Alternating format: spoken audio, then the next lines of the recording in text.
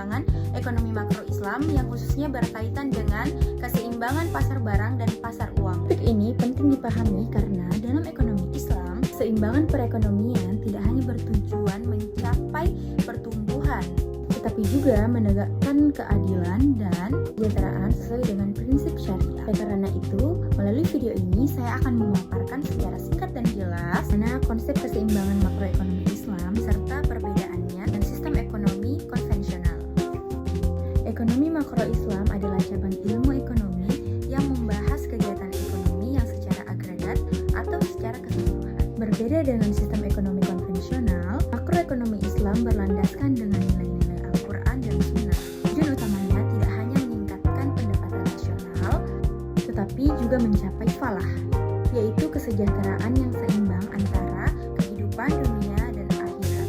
Oleh karena itu, setiap aktivitas ekonomi harus bebas dari praktik riba, gharar, dan serta berorientasi pada kemaslahatan umat.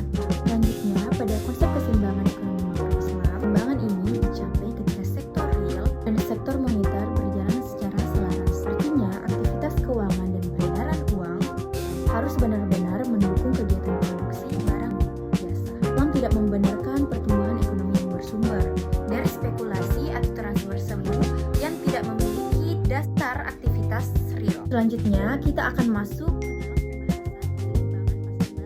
pasar barang dalam ekonomi Islam dikatakan seimbang jika jumlah barang dan jasa yang diproduksi dalam perekonomian sama dengan permintaan agregat masyarakat.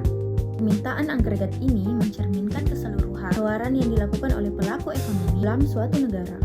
Adapun permintaan agregat dalam ekonomi Islam dari konsumsi, investasi, pengeluaran, pemerintah, serta ekspor dan impor. Namun berbeda dengan sistem konvensional, tiap komponen harus dijalankan sesuai dengan prinsip syariah. Konsumsi tidak boleh berlebihan atau bersifat israf, karena Islam menganjurkan sikap moderat dalam memenuhi kebutuhan. Investasi dilakukan melalui dengan bagi hasil seperti mudharabah dan musyarakah, hingga keuntungan dan resiko ditanggung bersama secara adil. Sementara itu, pengeluaran pemerintah diarahkan untuk kepentingan umum seperti pembangunan, pendidikan, dan kesejahteraan untuk masyarakat. Selanjutnya, kurva Islam. Seimbangan pasar barang dalam ekonomi Islam digambarkan melalui kurva Islam. Kurva ini menunjukkan hubungan antara pendapatan nasional dan tingkat keuntungan yang diharapkan oleh pelaku usaha. Berbeda dengan ekonomi konvensional yang menggunakan suku bunga sebagai dasar putusan investasi, ekonomi Islam menggunakan tingkat keuntungan atau bagi hasil yang berasal dari aktivitas sektor real. Semakin tinggi pendapatan nasional, maka peluang keuntungan juga meningkat, sehingga mendorong hasil produktif dan yang berkelanjutan. Selanjutnya, pasar uang. Selain pasar barang, model keseimbangan makroekonomi Islam juga melibatkan keseimbangan pasar uang. Pasar uang dikatakan seimbang ketika jumlah uang yang beredar sama dengan kebutuhan uang masyarakat.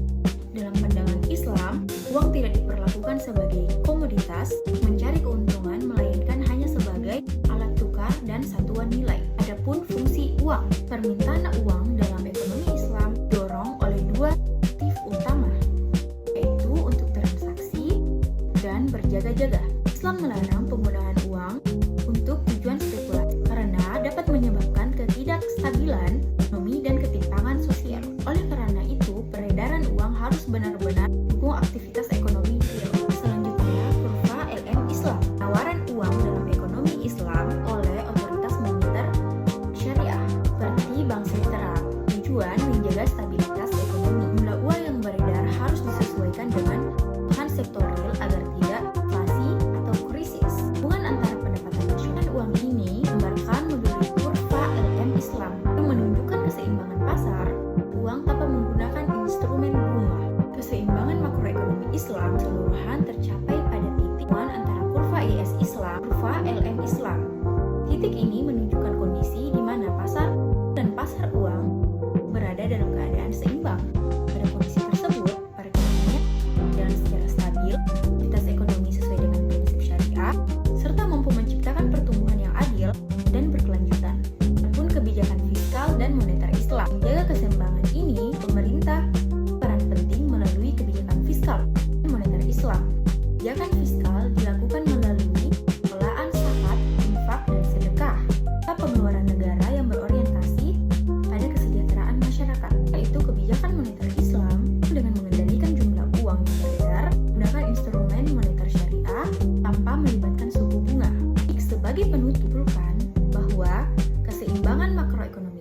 keseimbangan sektor real, sektor moneter mekanisme yang bebas dari riba dan spekulasi. Keseimbangan pasar barang dan pasar uang di fondasi penting untuk menciptakan ekonomi yang adil, stabil, dan berkelanjutan. Dengan menerapkan prinsip-prinsip syariah, kan sistem ekonomi Islam mampu memberikan kemaslahatan dan kesejahteraan seluruh masyarakat. Dan penjelasan yang dapat saya sampaikan